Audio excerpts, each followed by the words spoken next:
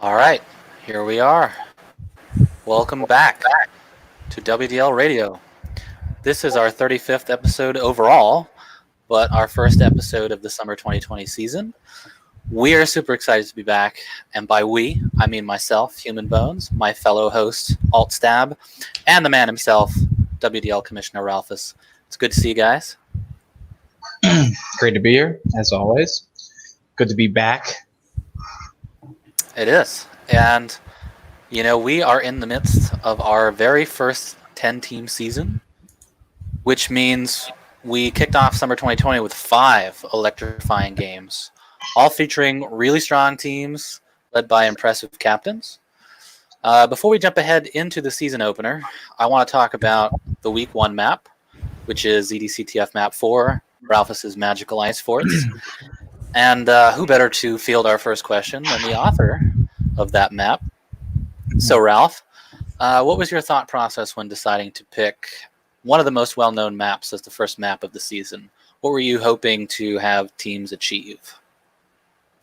Well, before I answer that question, I just want to say how weird it is that in my head I don't even really register that I made that map anymore because it's just been played so much and everybody there's people that are a lot better than me on that. But the reason that we open with a map like Map 4, and we've done this in a lot of different seasons, where we'll open with a map that is kind of known. It's a known quantity. There's no real surprises for anybody that's coming in. And because of that, it's forgiving to a team that's trying to figure things out and work through their first week with players that maybe haven't played together in the past, and it just gives them an opportunity to kind of settle in together before we go deeper into the season and we start throwing team play maps at them like we're going to start seeing this coming week. So that's kind of the logic behind picking a map like Map 4 to start the season. Yeah, and I thought it played itself out actually in all of the games. I thought it was a good season opener. I think teams, even though they feature a lot of players that have been playing for a long time. It's their first time playing together, and so they have to organize themselves. And it's always good to do that somewhere where you're more comfortable than where you're not. So I think that actually played out in all of our matches.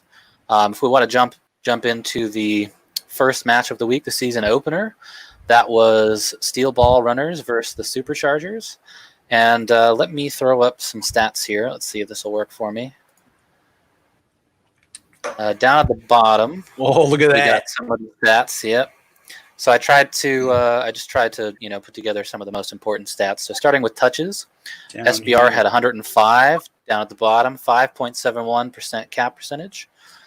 Suck had 71 touches with a 9.86 cap percentage. SBR had 496 frags. Suck had 568 frags, and the high fragger was Cabler. He had 217. So right off the bat, if you just look at those stats alone, the touches and the frags, Suck had less touches than SBR, but they had a higher cap percentage, which means they did more with the touches. They were able to get more flags out. And then on the other side of things too, sometimes you might see a team that has less touches has more frags. That's the case here. Suck gets almost 70 more frags than SBR, maybe 72. So that really played itself out. And if you look at the stats from each game, Suck was leading in frags round 1, round 2, round 3. So Suck took the first round 1 flag to 0. Probably, I think I commented on the stream that maybe it was a little bit of nerves, maybe it was a little bit of like teams feeling each other out, first game in a while. And then in rounds 2 and 3, both teams scored 3 flags. So it was like, whatever everyone was doing in round 1, they just kind of said, you know what, let's go for it. And it was a much more back and forth game after that. But, Suck came out with the victory because they were able to steal 1 round off SBR. Probably because they had more of a cap percentage and they had higher frags. So you were in that game, Ralph. You want to talk about how you thought it went and kind of your strategies go into that? Sure, absolutely. I think it went pretty well. My team won. What else can you ask for in the first week? Coming out of the gate, we had a lot of practice. Teams were practicing a lot leading up to these games, and we were doing pretty well against most of the opponents that we had in those practices. SBR played a little bit differently. They were a little bit tougher to kind of get in and get those touches. And truth be told, because it was the first week, some of the more extreme layouts that we were running in practice, like 3-0 for 4 minutes, we didn't really end up having to use that this game, even though we... What do you mean having to, or do you think maybe you could not? Well, we kind of... Well, during the week, we were trying out some different configurations. One of them was me on D with Blair playing kind of a mid D and letting Prime run. Another one was me running straight up, and then there was another configuration where they would both run, which I'll get to that in a moment. But one of the other ones was that if we were to get up by 2 flags, I was going to have all of us run for the entire duration of the game to just keep the pressure on. That was working like really well in practices. We never actually got up by 2, so we never really had a chance to. What about the other formations? Did you try them or?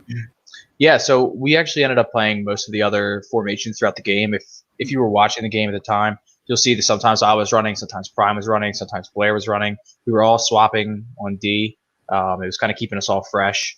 So it worked out to our benefit, I think. The second round, we opened the second round after we had kind of established.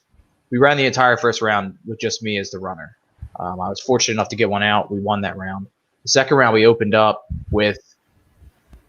I had already had the thought that if we could train them to think that I was going to be the runner for the entire game, the second round we could open up and Prime and Blair could go run together and maybe catch them by surprise. It actually ended up working. They scored on the first touch. Blair walked it back across, and Prime assisted him with cover. So, yeah, we tried a lot of different things, and they were a very tough opponent. But and one thing that's very interesting, which you don't see this very often, is in that second round, all 6 players scored a flag.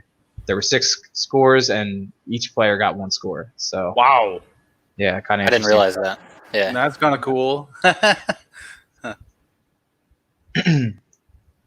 you guys were spectating it. So what did you think? What did you see? I did see some of the switching around, and leave it to Ralph. I was going to say to be changing up strats on map 4 that people have never seen, in 2020. So that was nice to see innovation, I guess. Because I think last time we saw a Ralph's squad or a Suck squad there, you guys diced up some team by doing a, cheap kind of corner strat and frustrating the hell out of them or something like that, So, and then he came with something totally different. We were playing you in practice, and I saw what you were doing in game live, obviously, but then I was sitting in your comms for a little bit and hearing how you guys were just change formation, and then you'd okay, in 5 seconds we're gonna, I don't want to give you away straight, but it was kind of impressive. I guess I just did. So, but I mean, nobody's who's watching this shit anyway. No, I'm just kidding. Probably nobody. Dastin, but he can't even hear us, so we can say whatever we want. No, I love Dastin. If you can hear me. we practiced against you. You got a sign. Go ahead. I don't know. I'm trying to make you feel better by making one more horrible joke on top of the other one. Sorry. Go ahead. Moving on. We practiced against you, and you did kind of an interesting strategy. You actually had all 3 players on your team defending for a solid 3 minutes or something like that. And,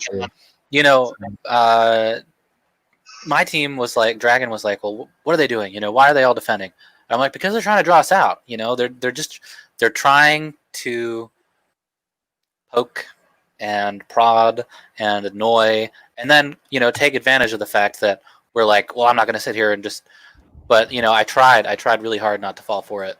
But that was another interesting strategy that I think, maybe against a different team you would have been able to employ it and have some success with it, but it actually worked against us. I think you did actually, in fact, get us out of our base and grab some flags. So, yeah, it's true. We actually did run that a lot during the week, and it was working very well for us against you. We ran it also against Stab's team here, and I remember Ghost Killer in particular was very, very annoyed when we would do it because he was getting so bored on defense. And that was really kind of like our play with that, make the defender get so bored and feel like he's safe that he can come out. And then we would send two. Yeah. Right when we would get the clear, we would send two. And it worked a lot during the week. But the game didn't really play out in a way that I felt comfortable risking it. I felt like for the most part we were leading. So since we were ahead, I wanted to keep pressure on. If we had maybe gone up a lot more, maybe we would have done it to try and, finish them quickly. But just the pace of the game just kind of dictated what we did, and we never ended up getting to use the 3-0 or the 3D, but who knows, maybe you'll see something like that in the playoffs.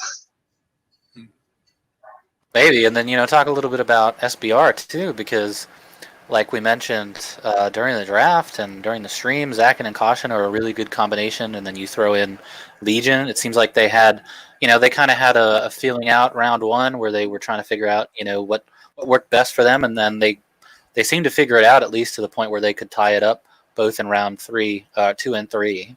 So, they were getting a lot of touches. They got 30 more touches than you. So it was, I think they have a lot to take out of that. I know that they lost the game, but I think that was a really good starting point for them. They just got that first round on a grindy map where they just couldn't get a flag out, but I think they're certainly not, they shouldn't be upset about that result. It's just something to improve upon. But I thought they were really strong too. So they're going to be an opponent to look out for. They absolutely were. They were. They almost had us there at the end of the third round. Caution scored on his own assist to tie it up. We would have had them. We ended up getting the win anyway, but they were very close to making it a tie and taking another point off of us. So, Legion's always a mainstay on rosters, and Zakin's an accomplished captain. So, big respect to their game. All three of them played very well, and I'm glad I don't have to play them again for a while. They held their composure really well. Like after losing round 1, then they made some adjustments, obviously, and were able to keep it really close from there. And I thought Legion did really good. Veteran runner. You wouldn't expect anything else, but he was solid, and I watched a lot of him on his runs, and he was just consistent. That paid off, obviously, in the number of touches, and then eventually he got a few out. There's different strats you can take on this map. One is get a lot of touches, then eventually that timing is going to work out. You're keeping their defense on their heels a little bit, or you can do kind of like a more tricky thing or a more coordinated thing, obviously. So, just another week in the WDL where a map that's how many years old is still seeing kind of, 16 years old. Totally varied gameplay, across all the teams.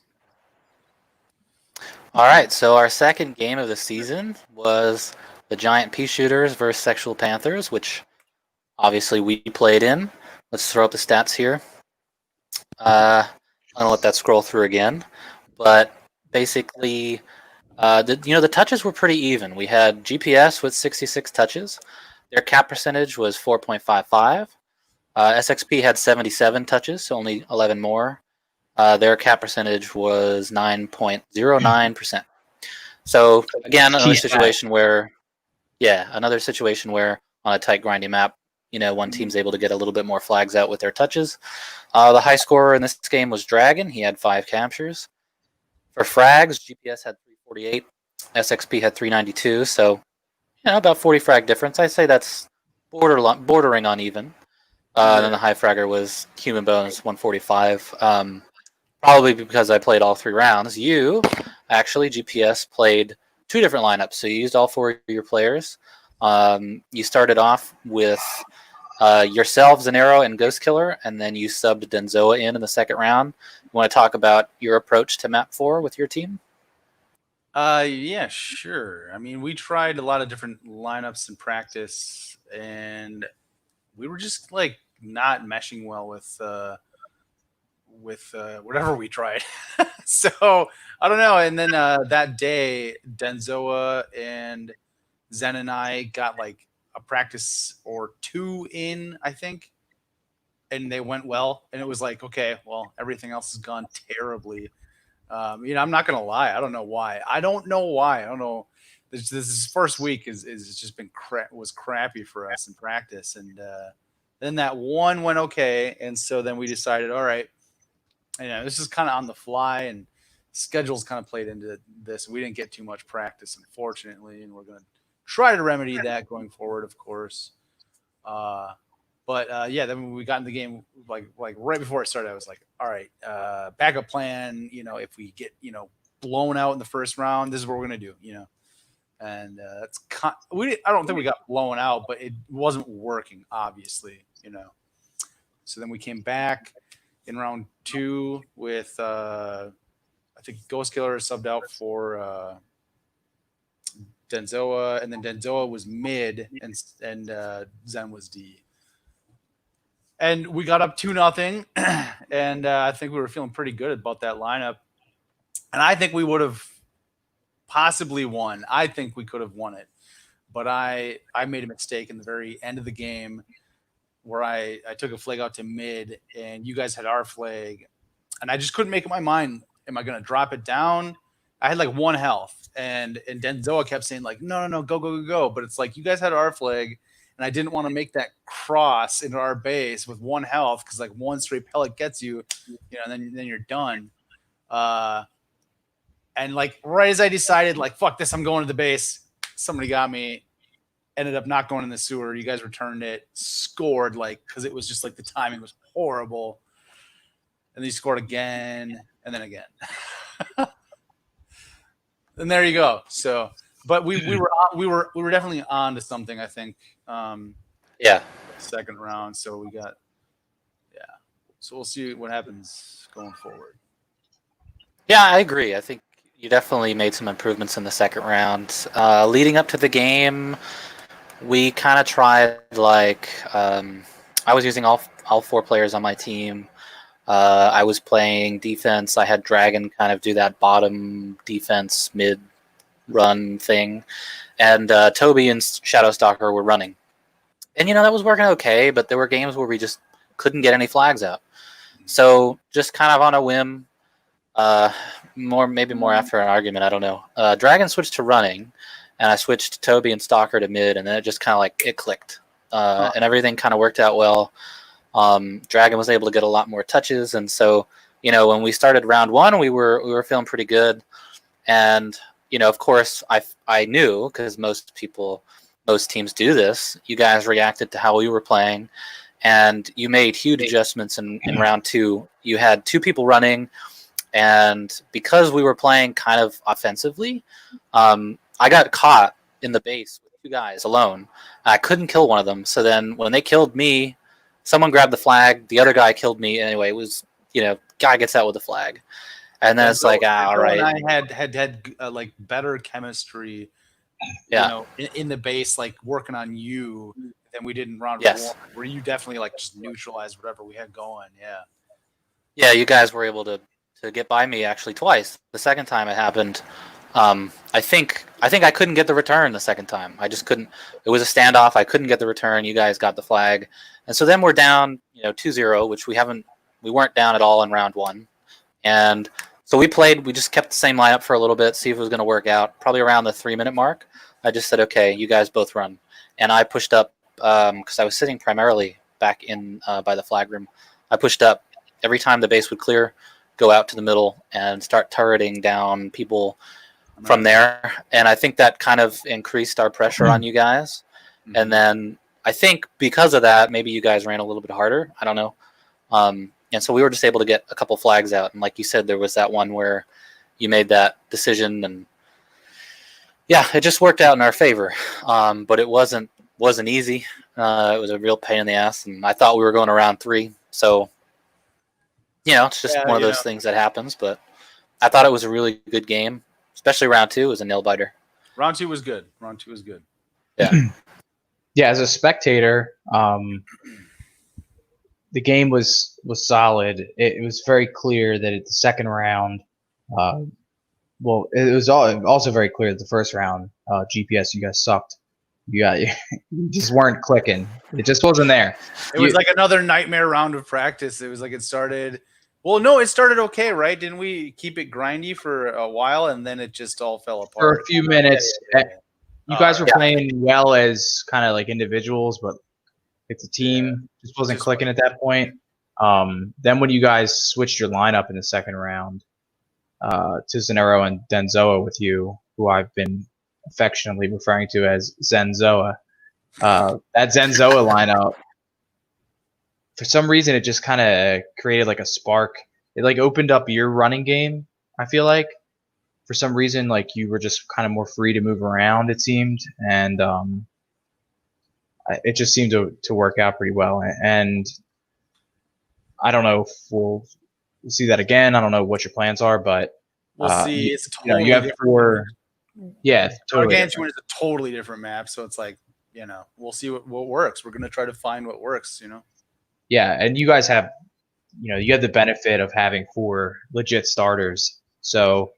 Some teams aren't going to. Some teams aren't going to have that benefit to be able to swap in whoever is best for that map. Right. Maybe somebody has a map that they're just not good on for whatever reason, or not as comfortable as somebody else. Who was good on this map, and I think he was the MVP of this game, was Dragon, because he had a pretty good performance in the first round, but he pretty much closed it up for SXP in the second round. You guys were ahead over SXP. GPS was up 2-0. Less than 3 minutes left. Dragon rolled off three scores and ended up winning the game within the span of almost 1 minute. So pretty critical. I'd give him the MVP of your game. Yeah, I mean, he's doing Dragon things, right? Like my best season was with Dragon. Went to the finals, almost beat like a water super team. And I think Bones and him won, right? 1 or 2. Yeah, we won once together. Yeah. So we have good synergy. He's clutch. Yeah, much more clutch than I am. So glad to have him. Our next game on the schedule was Demon Slayers versus Ty's Only Fans. Throw up the stats here. So that was another 3-round game. Kind of an interesting one, because I think right out of the gate, people said Ty's Only Fans. I mean, look at, you've got bargains on Dastin, Ed, and Galactus, and then you have Ty as the captain. This team's going to be insane. And so round 1 opens up, and it's actually a tie, which I think kind of surprised a lot of people. Demon Slayers, in their own right, I think they have a strong lineup. Especially with practice and the communication that Hatred can give that team. But still, I think they were kind of considered the underdogs. And if you're looking at the stats here, the touches across 3 rounds, almost dead even. The big difference is Demon Slayers had a 2.5% cap percentage, and Ty's Only Fans 11.76. So that's a pretty big gap. And actually, everyone that played in that game for Ty's Only Fans got a significant amount of captures. Dastin got 5, Ty got 3, and Ed got 2. So that's a pretty good grouping there. And then for frags, it was an 80 frag difference, which is getting up there. Demon Slayers had 483. Ty's Only Fans had 562. And, the high fragger of the game was Ed, 237 frags with a 185% kill death ratio. That's, I think, is the key there. I think in round 2, I don't know what Ed did, but he just went off, and I think that was a turning point for them, round 2, where like I said, Ed just took it to another level and went off and just kind of completely dominated the frags on that map. And you saw a huge difference in gameplay. Ty's OnlyFans basically dominated the game after that. So, it was a really interesting matchup. Demon Slayers, like I said, they're strong, but they're going to have to work on. I think one thing that I noticed was that they were having a really hard time communicating once they get the flag out and trying to work with each other. So let's say Dranzer gets a flag out. Well, where is Dranzer? How can Hate support him? I think they kind of struggled with that. So that I think that was kind of their downfall there. But I think they're still a team that they have a lot to hang their hats on for this one. They were just kind of overpowered after round one. Yeah, and they did get out of here with a point. I think a lot of people kind of coming into this week thought that Ty's OnlyFans might actually just beat them in 2. So, that was important for Demon Slayers to get that point. It's going to probably make a difference coming down a stretch as we get towards the 18 playoffs. One thing I would say about the Demon Slayers is they're another team that kind of has 4 sorry, I'm watching your mic flying around. They have 4 starters as well. Dosu, Halloween, he didn't see the field this week, didn't see any action, but he always deserves consideration too. One problem I see with this lineup right now is that they're so frag heavy. You have Dranzer, who was carrying the load running, and he was doing an admirable job. He was trying his best. He did score in the first round. This team's going to have to make a decision about what is their identity? Are we going to be just a heavy hitting frag team that grinds constantly, and we are just going to maybe hope that our runners can get a flag out and get that capture and just hold the other team, because they don't really have that offensive powerhouse player that sticks out to me. Hate Daddy, he's known as a defender, and he's kind of coming off a long layoff of league play. Dranzer, he's played all the positions in this league, but he's also a heavy hitter. Dosu, a frequent dueler, and Alpha as well. These guys all have great, super shotguns, but none of them are really known for their running. So either we're going to see one of them come out of this season as with the identity of a runner, or they're going to have to just kind of tailor their team different. That's I think what they're running up against. Yeah, well, I think that they need to at least give things another week before they retool everything, because they tied that first round and should have won it, right? To be honest, if I'm remembering correctly, they were in the driver's seat towards the end, and they looked confident and they looked good. Even when they got tied, they still, yeah. And maybe things didn't go well after that, but I mean, they took a point off of what I think is going to be one of the top teams in the league. I mean, those guys look great. Daston looks great. Daston looks so, insane right now, I think. So I think they have something there that they can work with, I mean, it's week 1, True. So you can't put too much stock in a win. You can't put too much stock in a loss. You don't want to blow necessarily everything up if you've got at least a nugget of something that might work. And I think I think you touched on the point that Ty's team, I think a lot of people probably thought that they might be middle of the pack. There's a lot of unknowns there. Ed was the big unknown. Well, Ed is, I was going to get to that. Ed is definitely the big unknown. He wasn't in any drives showing up, and I don't think he's ever played in the WDL before, so nobody really knew what to expect there. Daston has gotten continuously better, and Daston went from basically a free agent only maybe 4 seasons ago to being a bona fide starter, unquestionably. And then Ty is Ty. He's always been a captain. I think along with me. I think that he and I have captained the most times. And the only question with Ty is he going to show up on time? And they did show up for this. They showed up for this game eventually. He was late. He showed up in a couple minutes. He showed up, and no. The answer is no. Well, he left with a win anyway, so I guess there's something to be said about being fashionably late. I think that they look great. I'm glad I don't have to play them this coming week. Ty's team looks pretty hot right now, and I think that they're going to probably finish in the top 2 or 3 in the league this season. Mm-hmm. Yeah, and I think Dranzer has started to transition. You think of Dranzer as a really high fragging defender. He started to. Oh yeah, I know what you're saying. He started to transition from a defender to a runner. No other kind of transitions.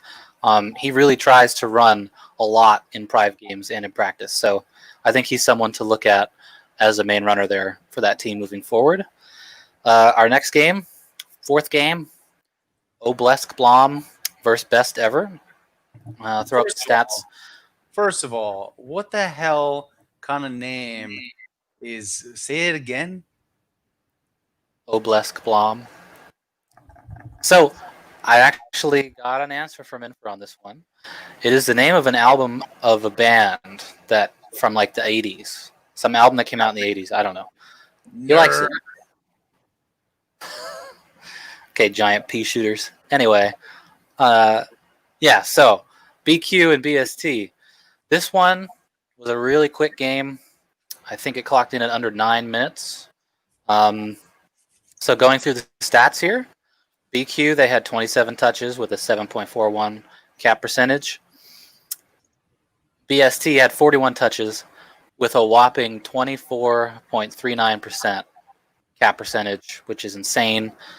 That's, 1/4 of the time that you touch the flag, you're scoring it. And the scoring was pretty, yeah, I'm sure, pretty spread out across the entire team. Roskin got 5 caps, Skull Rush got 3, ACC got 2. And then if you take a look at the frags are pretty even. BQ had 154, BST had 180. So not completely out of bounds there. And then the high fragger was ACC with 73, although he did have a 178% kill death ratio. So I think obviously the main difference here has got to be the cap percentage. I mean, BQ was able to get those touches, but they were not able to get the flag out nearly as much as BST was. BST was, if there was ever a time to use that overused analogy of a freight train, and it's right now, 1 out of 4 times you're touching the flag, you're scoring. That is insane.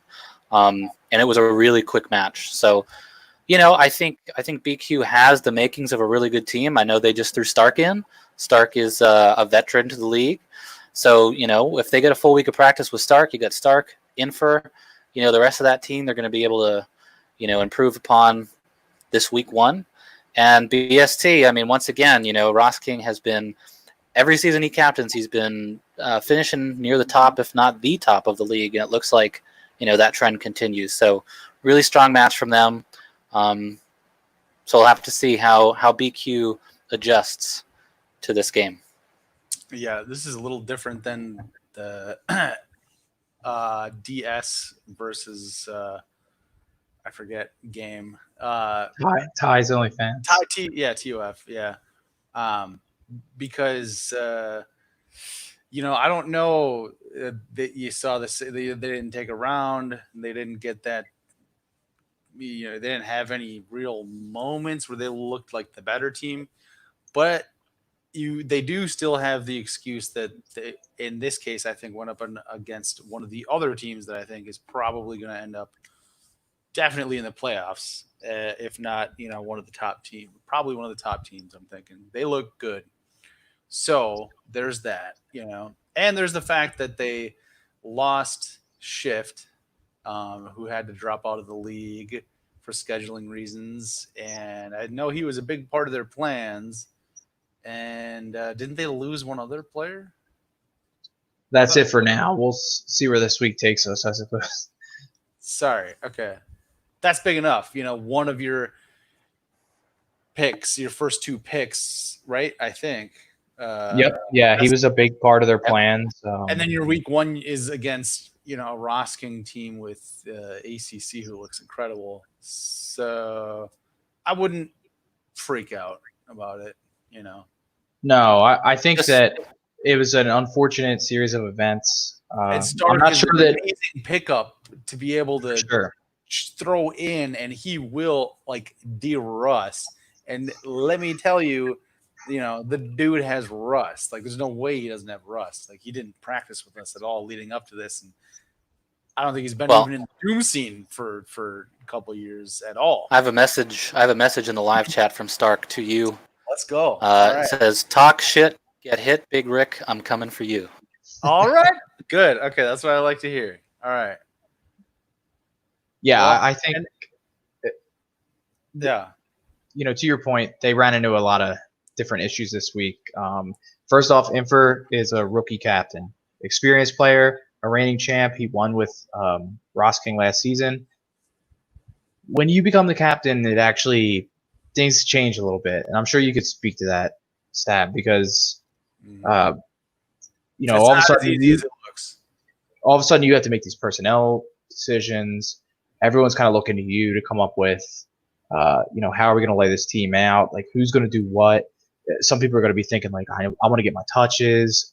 I want to be defense, and you got to put all those pieces in place. You got your divas. Exactly, and you're starting out the season. You're going against, you're kind of your mentor, right? I mean, Infer's kind of his protege. They came up and won the championship together last season, so it was a tough game. Ross King's team, as always, looks amazing. I'm sure that they'll overperform compared to their preseason expectations, where they're another team that people were kind of writing them off as a middle of the pack team. I just don't see that happening. ACC is proving to be it looks like he's going to be an impact rookie here, and Skull Rush has played a number of seasons now. And your protege. I'll take credit for that. If Skull Rush wins, I'll take credit.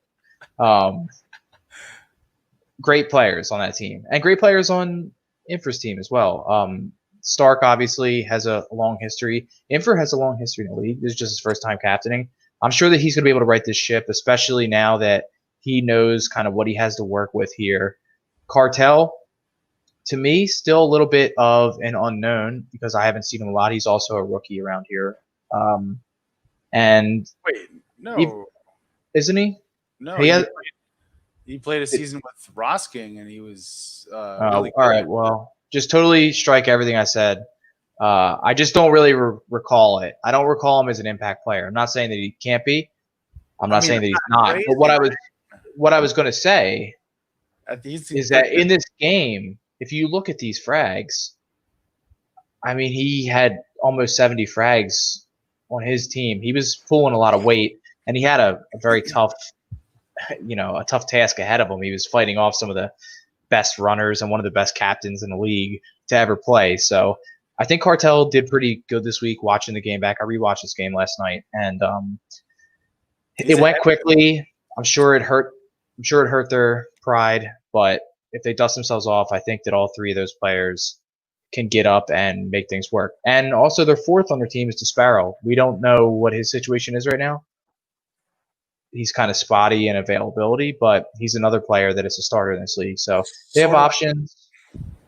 Sort of like a Gronkowski pick in fantasy football the last couple of years, maybe he'll come out of retirement and join in the middle of the season, and then you got a number one tight end, because Desparrow is so good. If he shows up, well, that changes everything, right? So he's got that in his pocket. Maybe we'll see. And Cartel. I just want to finish by saying that, Cartel. He did play a season with Rosking, and he was really good. And he has a lot of fragging potential, given the right situation, I think. And he's been around for a long time. I remember him from, Z Damon. And he's one of those kind of players I feel like Dastin, where I remember when he was he's just gotten to a point now where he's like a legit starter, I think. Although he didn't get in a lot of practices before, it's like he just got pulled in. I don't know how he ended up. It was like a last minute thing, wasn't it? I think he was the last minute sign up. I think that's really what it's going to ultimately come down to with this team. They have the pieces. I think they need practice. They need to practice. They can't just show up and. I wouldn't blow it up after week 1 and repair. No. And maybe they definitely need a full week to get Stark, accustomed to the way that they play, and then I think they're going to be much more improved. Yes. Yeah. So ultimately, right. I mean, BST just was the better team this week, and I probably would give the MVP to Ross King. Yeah, they looked incredible. They did. And our last game, which I actually think has become the game of the week. I'm not sure it was there before we watched it, but it definitely is afterwards. Rip and Tear versus the Boomstick Warriors, or the Broomstick Warriors, if you ask Alpha. Let's throw up the stats here. Really, really good game. So Rip had 116 touches with a 5.17 cap percentage. Boomstick Warriors, 127 touches, only a little 11 more, with even a slightly higher 7.87 cap percentage. So, fairly even on the touches and the captures. I think the two players that you really want to single out here for scoring, Azriel, who is a WDL rookie, right? Yeah. Azriel got 91. This is coming out party this week. Yeah. Fourth, incredible. But never played. Is that right? I just want to, because I know he's signed up, and I feel like maybe made a team before. I believe this is his first game. Yeah. Yeah, and in his first game, 91 touches, 6 captures across 3 rounds. I mean, 91 touches is pretty incredible. And then Rip actually started the lineup of Stahl, Chain, and Shane in round 1. That didn't work out for them, so they swapped in AVC. AVC, as we all know, is still, whether he plays regularly or not, he's still got to be considered an elite runner, somebody that you got to be afraid of. And in his 2 rounds of playing, he gets 46 touches and 3 caps. So, kind of half of what Azriel got with, 1 less round. So if AVC had played round 1, we don't know how that would have turned out. But the rounds that he did play in, he really made an impact on Rip and was able to push it into a 3-round game. Rip actually got 600 frags, which is insane, and BW got 509. The high fragger in this game, Stahl, 280 frags and a 266.67% kill death ratio. I mean, he still got it. If he still got it, hasn't missed a beat. That is an incredible stat line right there, and I think what Rip really suffered from, because they're obviously, they've got the star power, they've got the knowledge, the veteran presence. They just suffered from a lack of practice. They practiced a lot with Shane, not so much with AVC. So when it came time for them to adjust and have AVC run, and they were kind of hoping that he was going to be able to carry them home. And I'm not sure that the synergy was really there. I'm not sure that they had enough time to work things out. So I think that at the end of the day affected them, because the Boomstick Warriors spent all week practicing, and they spent all week practicing with Devastation, J Warrior, and Azriel. And the combination of Dev and J Warrior, I mean, that's some really high level communication, some really high level playing. And Azriel's learning from the best. He's learning from 2 of the best players, and he's picking up on what they're showing him, and they were really functioning as a team. And I think at the end of the day, it was a pretty close match, but at the end of the day, those are the things that separated the Boomstick Warriors. Yeah, so this game, I mean, there's so many things we can say about this game. First off, I think pretty much everybody, whether they said it out loud or not, expected Rip and Tear to whip the Boomstick Warriors' ass. I played a lot of practices this week. Not this guy. That's okay. You can jump in a minute. I played practices throughout the week. Boomstick Warriors practiced that almost every single night. And what I will say is that the transformation from the beginning of the week till the game was pretty incredible because the way that Dev and Josh, both veteran captains at this point, I mean, there's basically a co-captain on that team. The way that they kind of molded Azrael throughout the week and changed his running style. When we were playing him early in the week, he was not doing the things he was doing in this game where he was grabbing and going. He was spending a lot of time in the base, getting stuck, kind of thinking about what he was going to do next. When it came for game time, it was very clear to him what he was going to do. He was going to grab it, and he was going to go. And you see that in the touches. I'm sure if you divide that by the amount of minutes played, it's just something ridiculous, some super high number. Dev and J Warrior are always going to be great players. They're great fraggers. I've played a couple seasons with J Warrior. His map awareness is incredible. One of the best to ever play the game in terms of kind of reading the map, remembering what's going on elsewhere on the map, and retaining it and using that to move around the way he needs to. Rip and Tear. I want to talk about them for just a moment here because they're an incredible team. What happened to them this week, I don't think is really indicative of what their season is going to ultimately look like when it comes to playoff time. I think they're going to get it together. One thing during the stream I was watching, during the first round, some people were kind of ragging on Chain Dude. They're like, oh, Chain's not like getting the kills. That's true. Chain did not get the kills, but I think that it kind of played into what his plan was, if I'm correct, because if you look at the stats, he was very low on the frags, but his damage, he was the third highest damage in the game. So way up there. Almost only a couple hundred less than Stal. So, and his defender maybe broke a record on that map or something. Right. And why would his defender break that record? Because Chain was setting him up. He was hitting down. Exactly. And that's a smart player that knows I'm going to chip these guys down and then buy my runner time by letting them go and face my defender. So now Stal has an easy job to, you only got to get him for a couple of hit points compared to the full 100. And meanwhile, Shane or AVC in the other base was going to have more time without people respawning around him. So Shane was playing very smart. And I think that maybe that was kind of lost during the stream. Azrael, like I said, it was just his coming out party. I don't know that he was going to be stopped this week, but anyway, I think that Rip and Tear is a really great team, but Boomstick Warriors put in the work, and they earned this one big time. From the beginning of the week to the end of the week, night and day. MVP Azrael. I want to point out the defense by Dev.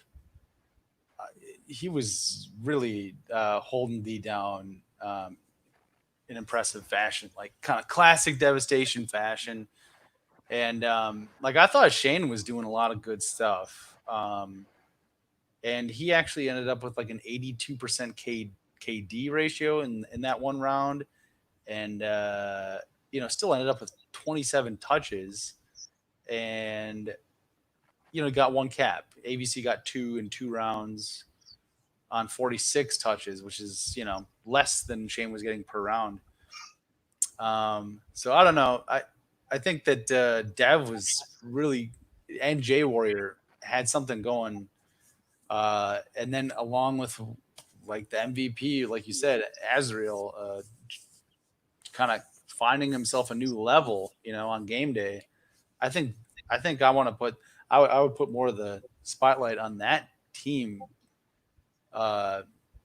Really, I think now becoming kind of like a team that's going to be feared. I think this solidifies them in my mind. Definitely before the game, was thinking they were going to be one of the worst teams this year, I guess, just because they got a third that's completely unproven and a rookie. And now I think people are going to totally reevaluate that. For sure. Yeah, I mean, they're up on my plate this week, so I don't want to say too much, but I feel different now about playing them in week 2 than I did about 6 days ago. So, yeah, they looked very impressive. And Rip looked very impressive in practice with both lineups. but mostly they were practicing with Shane. And I thought they practiced a fair amount, but they looked good. They were beating a lot of the good teams in practice too. So I was very surprised. Okay, when you said at the very beginning, and I was like, not me. I didn't think that Rip was going to lose, but I didn't think they were going to win in a blowout. I thought that Dev and J Warrior would be able to put something together, and they surprised even me. So. And that's what we look for. We look for surprises. Yeah. Yeah. Great game. And all red teams. So, well, I don't know what that means. That's interesting. I don't know what that means either. I don't know if it means anything. Does that mean Donald Trump is going to lose? Is that what that means? We're not getting it. We're not going to touch on that. Let's not even touch it. Let's not. I'm always coming with the takes that are just like too hot for radio. We don't want to lose sponsors. Yeah. Yeah. So, that wraps up all the games in week 1. Really strong performances by a bunch of teams. So before we move on to week 2, I want to get everyone's take on who they think the MVP is of this week across all games. I'm going to start with Ralph.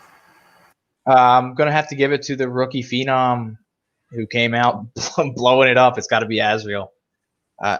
Nobody expected it, and it was something to watch. Fireworks. Stab? Give me a second. All right. I'm going to agree with you. I think it's Azriel. I think you got to go with the people who do things that completely shock you, and not for any reason other than, the circumstances that they're up against and what they're able to do. It doesn't have to do with, their skill as a player or any of that. I think Azriel really took advantage of a situation, playing with 2 really strong defenders, playing against someone like Stal and Shane and AVC and Shane, and he's still able to get 91 touches, 6 caps. I think you got to give it to Azriel, especially his first WDL game. I mean, as third man on something like this, it's like my job to pick somebody else, but you guys convinced me. So. Well, I asked you to speak first, so don't even try that. Yeah, I had nothing, so I was making up on the fly here, and you've convinced me. So yeah, I agree. Azriel, 100%. All right, moving on to week 2. So week 1, we had our grindy map. And this week, we are going to introduce a power-up map. And let's see. Let's change the background here. Got map 22 there in the background. Map 22 is a pretty interesting map. I think when you look across the landscape of the matchups, certainly before any games get played, you're expecting something different. And so now that we've gone through and we've seen all these teams for a week, I think going from a map like map 4, jumping into map 22, where it's really, really important to have team communication and, to have that awareness that, my runner's going this way, how to support them, how they play, how your defender plays. I think, I think you really need to have that synergy. And so moving into week 2, I feel good about the fact that every team has that. So they just got to take advantage of that. And, map 22 is an interesting map. The sphere is wide open in the middle, so it's not like it's, hidden somewhere that you got to find it. And so a lot of the action happens there in the middle, where you're trying to either jump down onto the sphere to grab it as a mid player or a runner, or you're on the other team and you're trying to defend against, your opponent jumping down and getting it. So there's kind of some contrasting play styles there. And so I don't really know. It's hard to know which one is stronger, if you want to be kind of that more passive team that goes for it all the time, or if you want to be the one that prevents the other team and kind of shake up the game that way. Because then there's also that side tunnel, which I think is probably underutilized on this map, but there are a lot of players that use it. So I think you just have to watch out for whether or not you're going to be, constantly in the middle, constantly trying to get that sphere from your opponent, or if you're going to be, you're just going to be kind of taking those side routes or even the lift and just trying to kind of make noises and confuse the defender and do this or that. So there's a couple different ways that you can play this map, but what do you think, Ralph? I think we're going to see a lot of different interesting styles this week. One thing that I guess really wasn't apparent to me is that a lot of the Zandronum players that have kind of migrated in, this is apparently I just found out like a very highly played map over in their area. Yep. So the instincts that I've already seen in practice from some of those players are pretty sharp compared to some others that haven't maybe played this outside of the WDL in 4 years or something of that sort. So I think we're going to see probably two different types of teams here. One is the kind of jam mid and just kind of take over from mid. And then I think you're going to see also teams that are just attacking constantly. And it's going to kind of be driven by personnel, which we'll get into these games to talk about a little bit. But I think it'll be interesting to see, which teams choose which and who it's going to work for and who it's not. Yeah, I mean, I won't go as far as to call this map retarded because not PC, not cool, but it's pretty from a different time. Yeah. That's about all I gotta say about this map. I hate it. I hate it. It's definitely unique. I guess I don't know. I bet you if you look at my stats on any map, it's like worse. It's the worst on this map. I don't know. There's just no. It's all there. There's like a straight line between bases, and then there's kind of windy upper and like a lava. So there's no flow. There's no beauty to it. It's just kind of a atom collider at the sphere in the middle, and then it's like a tug of war. It's not much finesse, but the games are usually fast and furious. It's like a back and forth. It's like it is a good map. It's entertaining. Just don't like it. Yeah, and so let's jump into the games right now. We got the Sexual Panthers versus the Steel Ball Runners. Of course, this is my game, so I can't really comment too much on it. But yeah, I'll talk about Steel Ball Runners and what I think their plan of attack is going to be. I think, I've played these guys a lot, all three of them, and they're all very interchangeable. I would imagine that Legion would be considered, the main runner here. I think he has the ability on any map really to take advantage of how the defender is playing, and maybe he's not going to get 300 touches, but he's going to get touches that are meaningful. So you have to watch out for him. And Caution and Zakin, I think it's going to come down to whichever one of them feels more comfortable playing that middle area. Whichever one of them feels more comfortable attacking the onslaught of the other team. So, I think they're a really tough matchup. I don't know if I could have gotten a tougher matchup on this map. I think all together collectively, I think they're they're really going to excel on this map. So, we'll see what my team can come up with. But I'm looking forward to the game. But maybe I would have picked a different opponent if I could. Yeah. Why is that? Too good? Well, I'll tell you what I think. I think your team's going to win. I think your team is going to win in 3 rounds. I kind of looked at this game. We played them last week. They're very good. I think it's going to come down to Caution. I think if Caution can play at his top level, then they can beat you guys. But without practice, I don't think that they're going to be able to make it happen. Zakin and Caution, that's a team where you have 2 captain level guys, and they're really just going to kind of be building the synergy between them here. They kind of quite didn't have it the first week entirely, but they're going to be able to build on that as the season goes. Legion is just going to continue to kind of get better and get back to where he is. like I said before, he's kind of like a mainstay in our league. So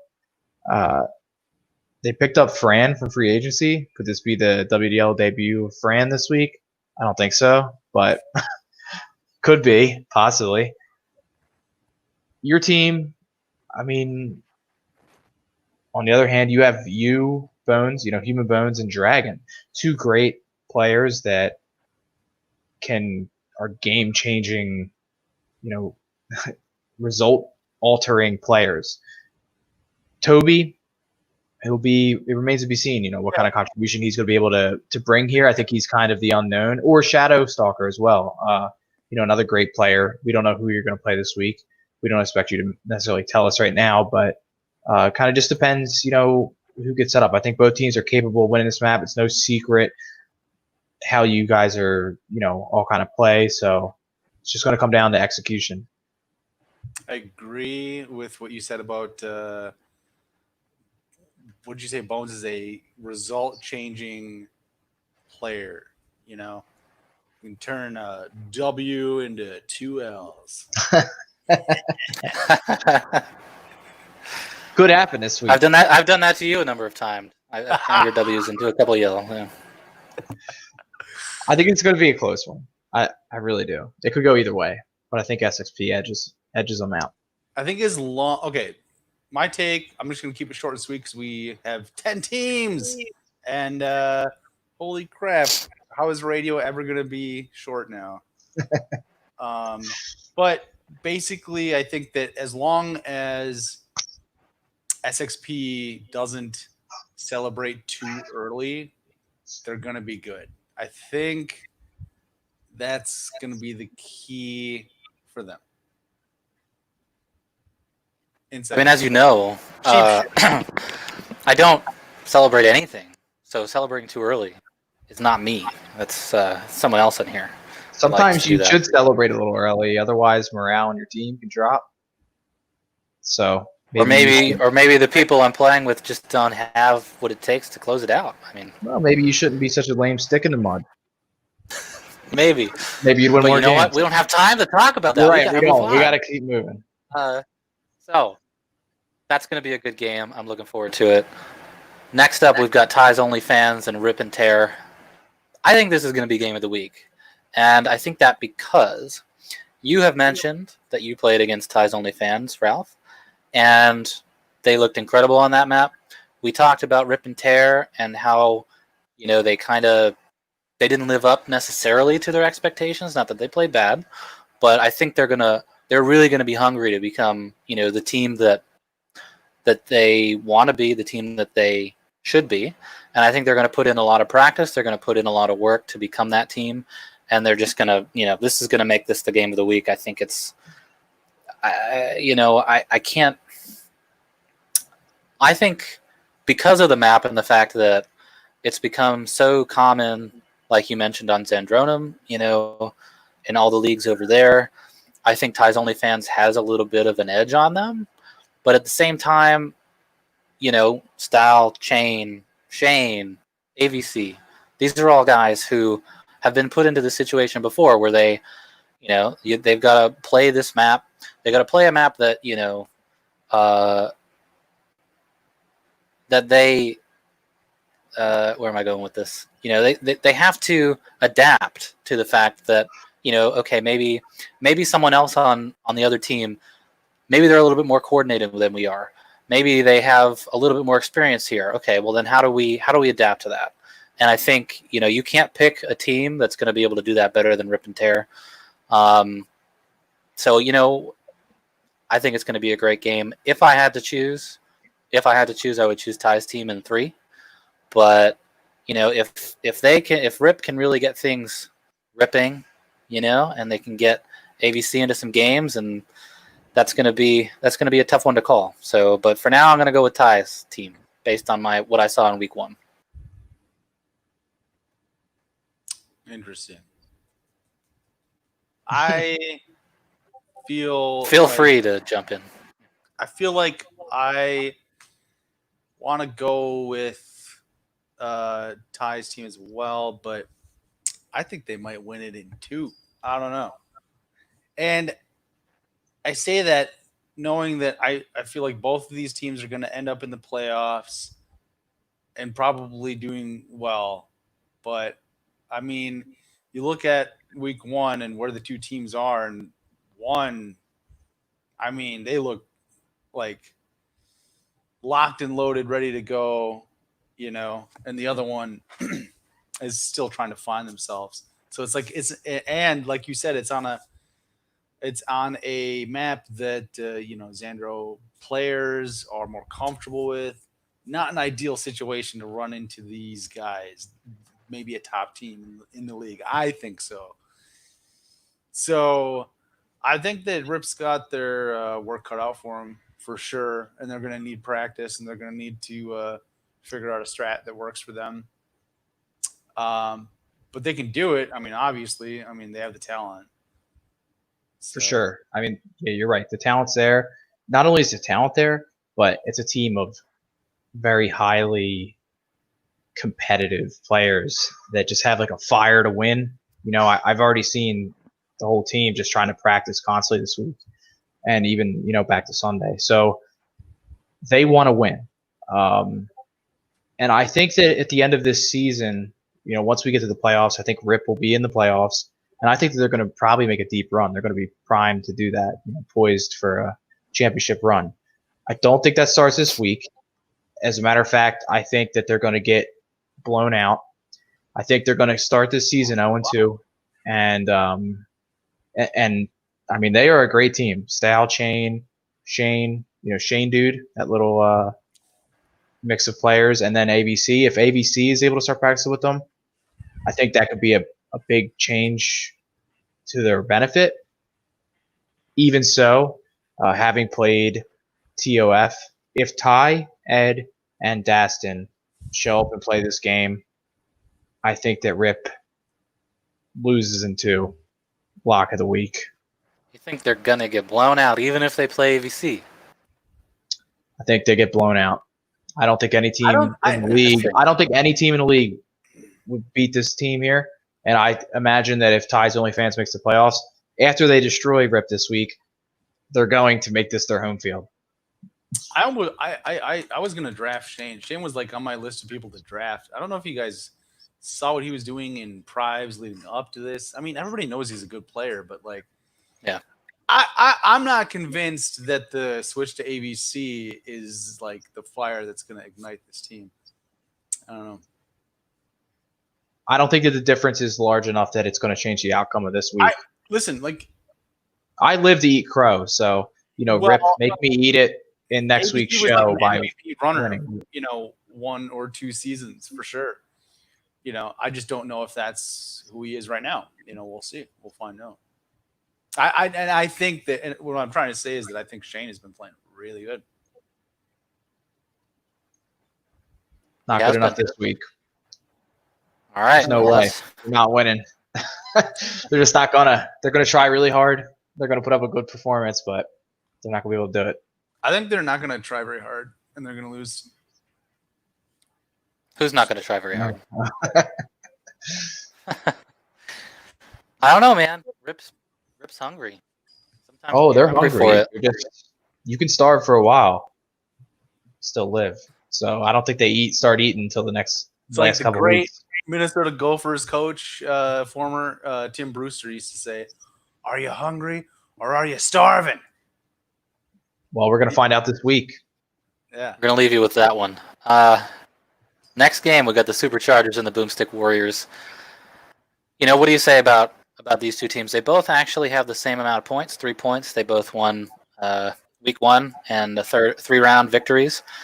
And we've talked a lot about both of these teams. I think they're pretty evenly set up as far as that kind of 1-2 punch that Ralph and K-Blair bring.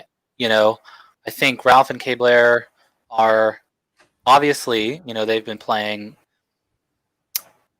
a lot, and they haven't taken really any breaks. So they're still kind of up to speed with what everyone's doing. That's just Prime, on the other hand, still a super strong player, but he took some time off. So it's going to take maybe a game, a couple of weeks to get into shape here. So moving into week 2, I think You match them up with the Boomstick Warriors, that 1-2 punch of Dev and J-War. That's going to match up with Ralph and Blair. And then you have, the unknown. Are the Boomstick Warriors going to play Godlike, or are they going to play Azrael? You'd think it would be a lock to play Azrael, but they make a point to practice with their entire team, so you don't know how that's going to end up. But I think you match up Ralph's ability to play not just offense but defense. He's a really strong mid player as well. I think you match him up with J Warrior, and that's going to be two really really smart players going up against each other, trying to take control of that map. And Blair and Dev, two turrets. Depending on the position they play, I think you're going to see them defending. I think, you're going to see them getting kind of the higher frags in the game.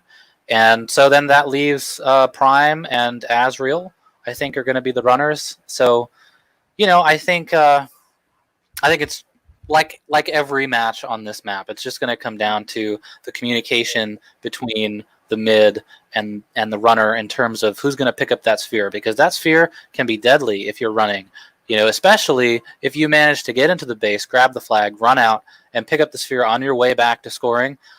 That's almost a given every single time. So teams are going to have to look out for that.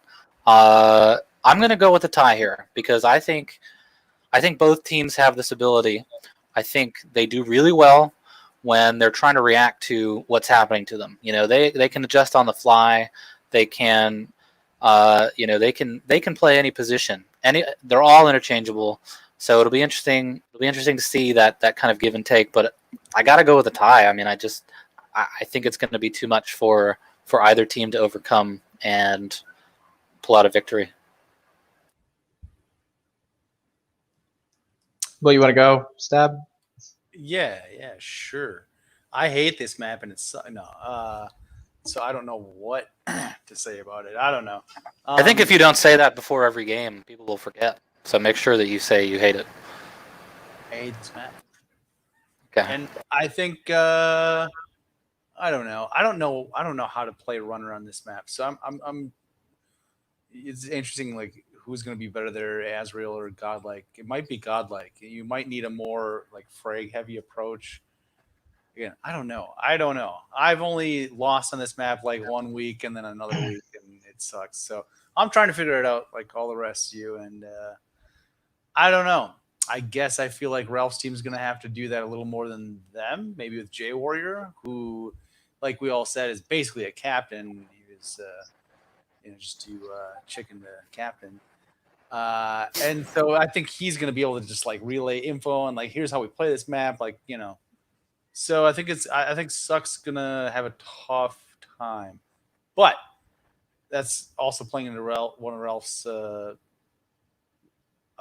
strengths, right? Is his team is going to practice. They're going to practice a lot. They're going to figure something out. They're going to try stuff, So I wouldn't be surprised at all if he comes up with something. And I can see why you would think a tie. I'm gonna go with the other guys though.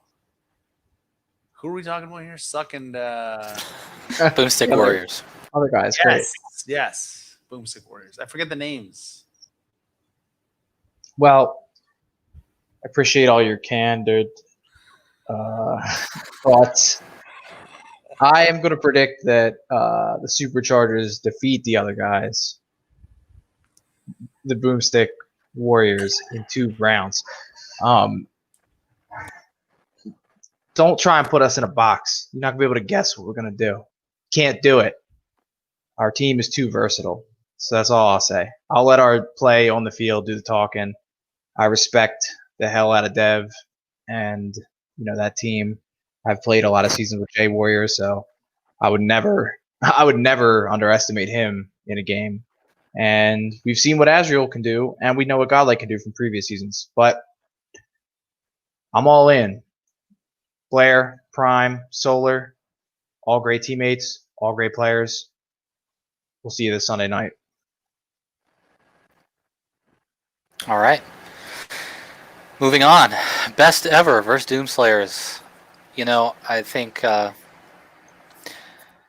I think the this is going to be another one of those games for best ever. I think they're kind of going to roll over the other team here. And I say that because I think this map really suits Ross King's style.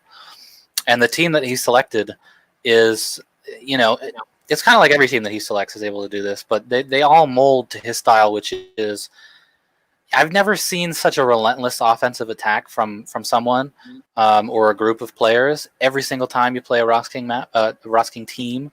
And so this is one of those maps where they're just going to dominate the middle. They're going to have all three guys out there in the middle. They're going to get the sphere. They're going to rush in. They're going to completely shut down the other team in their base, spawn frag, get out with the flag, and score. I don't think it's even going to be close. This is my lock of the week. I think Best Ever is going to take it in 2. And, it's not to say that I don't think that the Demon Slayers can figure something out, but I just think that what Ross King's got going on right now, his history on this map, his history as a captain is just going to completely overrun Alpha and Hate Daddy, who's still working off those years of rust. And, Dranzer might be their saving grace. If Dranzer can get a few runs out, that it might be a slightly closer game, but I got to go with Best Ever in 2 here. I think I'm thinking along the same lines, much the same as I said about that other matchup. One team this is just kind of obvious. You got one team coming in off of a loss, trying to find themselves, and they're on a map that they probably don't know as well as ABC and a Triple C, AC Cube, and so that and AC and Weird. AC. There's 3 of them.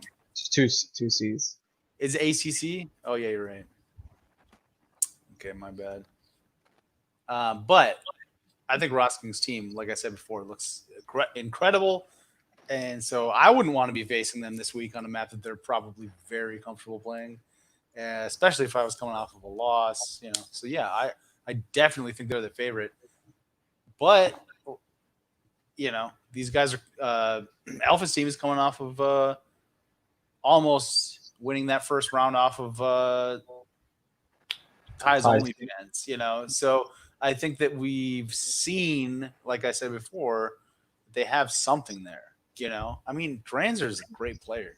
He's a great WDL player, has a lot of history in this league, playing a lot of high pressure games and doing great.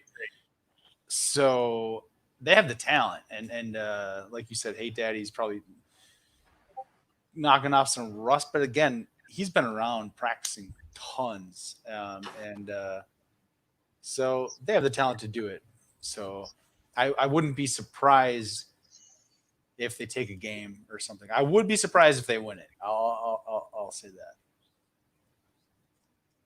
Well, excuse me. You put me to sleep. Anyway, I think that The hell? I think Demon Slayers had a bad draw on the front end of their schedule here because the opponent with the map, I would love for them to surprise me. I think it's going to be tough. Hatred, Hate Daddy, the big problem with him, he's a great player with a great legacy behind him. He's just not around a lot to practice until it's in the twilight hour of the night. A captain like Alpha needs to have more practices going. If Alpha could maybe get Dosu and Dranzer going for practices during the day, I think he's going to be able to unlock some more about this team that he doesn't know yet.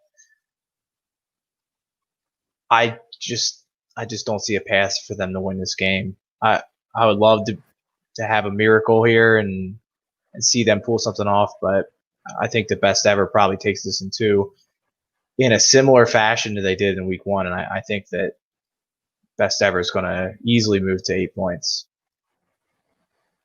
Prove me wrong.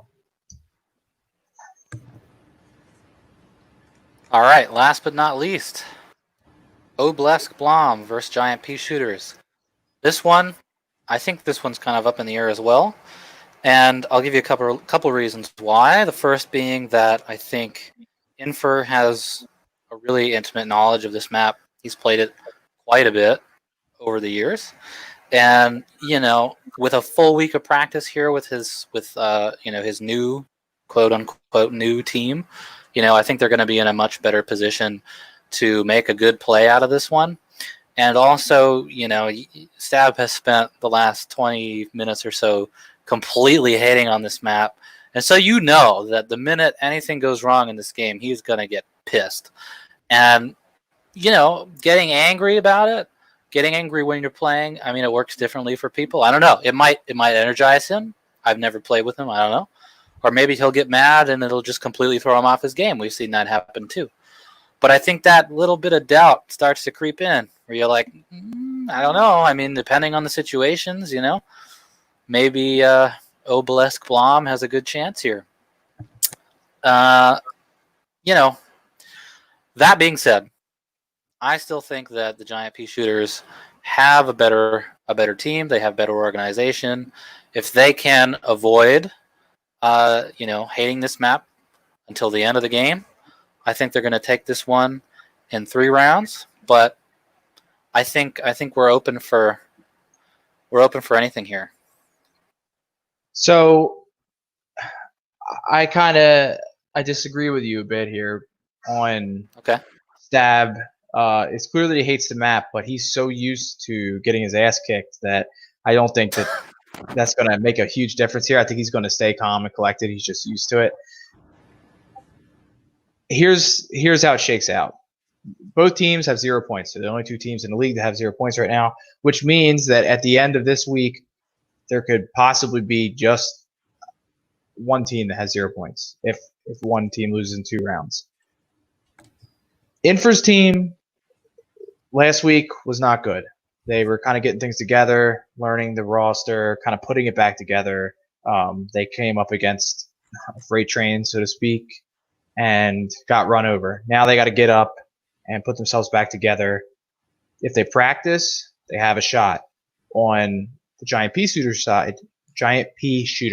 side, they have a team that's kind of, we don't know what's going to happen. Last week they changed their roster in the middle of the game. We haven't seen a lot of practice out of them, although it's only Tuesday. We haven't seen a lot of practice yet. Who's going to play? Is it going to be Ghost Killer? Is it going to be Denzoa? Is it going to be Zanero? All great players. All can make or break this game depending on their disposition at the time, how they're playing. I think there's a lot of unknowns with the Giant Pea Shooters right now. I think that in terms of ceiling, yeah, they're the better team on paper, and they should win this. They should win with the talent and history of the players that they have. With that said, if this team doesn't get the practice that they need, and Obleskbaum does, I could very easily see a scenario where Giant Pea Shooters go down this week. I'm going to say that if they get everything together, Giant Pea Shooters win in 3 rounds. If not, they could lose in 3 or they could lose in 2. Really depends kind of what happens. How do you feel about that? I hate this fucking map. Yeah, we could lose. Fuck. Sorry. That's all I got to say about that. Practice. All right. Practice. So, I mean, that wraps up our preview into week 2. We got a lot of good games coming up. I'll run through them again real quick. Sexual Panthers versus Steel Ball Runners. Ties Only Fans versus Rip and Tear. Superchargers versus Boomstick Warriors. Best Ever versus Doomslayers. And Obelisk Blom versus Giant Pea Shooters. We're going to be playing Map 22, Gargantuan Retarded. I know you wanted to mention something real quick before we absolutely. Jumped off the air here. One thing I want to hit on real quick is that watch for probably in the near future, probably this week, Rude, who's not playing with us this season, but a longtime WDL captain and player. He is going to be he's been working on kind of like a sports book, a betting front end for the WDL. So hopefully if he is able to get that all ironed out, we want to introduce that to our Discord this week so that all the players can start betting on the game. So it's not real money, but it'll be interesting to see. Everyone can start making their predictions and put their money where their mouth is. So look for that this week, hopefully before any of the games get played. It's not real money. Rude already convinced me to bet $50. I mean, I'm ready to put in money. We'll talk. It's going to be awesome. Check it out. We've already seen it. It's fun. It's awesome. Who doesn't like to gamble, right? It's true. All right. That was WDL Radio. We will see you guys next week. Thank you, Ralphus. So we got a siren. What? Trying to get us off the air early. No, they want us to do more. They're like, no, stay. We got to play a siren every week now when we're wrapping up. Yeah. We're not going to stay. We're not going to stay. I'm going to play out to the WDL theme song. Thanks, everybody. See you next week.